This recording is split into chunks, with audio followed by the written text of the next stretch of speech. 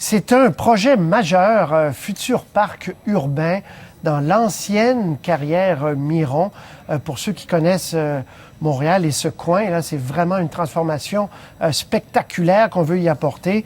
Je rejoins François Cormier.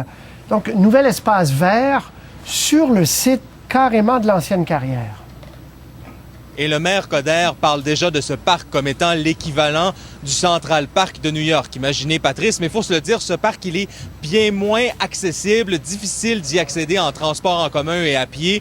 Faudra donc y apporter quelques améliorations, disons.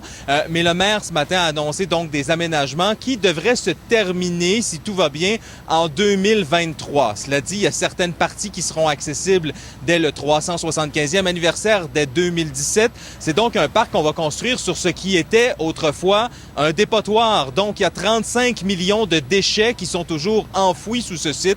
Et là, on va y construire ce qu'on nous promet être un magnifique parc. Quel nom va-t-il porter? On écoute là-dessus l'idée du maire Coderre. J'aime beaucoup M. Bach. J'ai vu ce qu'il fait d'ailleurs, même quand je suis allé à Hiroshima, l'importance de Frédéric Bach au niveau du développement durable. On va le faire. On va tous travailler ensemble, mais très certainement, assez rapidement, on va y trouver un nom. Est-ce que ça sera prêt pour le 375e?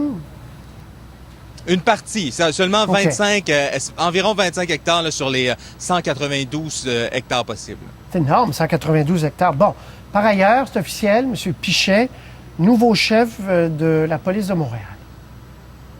Et la sermentation avait lieu cet après-midi à l'Hôtel de Ville. Deux absences remarquées, Patrice. D'abord, le syndicat qui n'était pas là, n'a pas voulu assister à cette cérémonie. La fraternité qui avait dit on va continuer les moyens de pression, donc le port des pantalons malgré tout. Et aussi Marc Parent qui n'était pas là, l'ancien chef de police qui donc cède sa place aujourd'hui. On ne savait pas trop pourquoi il est absent. On sait qu'il se marie en fin de semaine, mais on ne sait pas si c'est la raison de l'absence. Cela dit, Philippe Pichet est devenu le 38e chef de police de la ville de Montréal.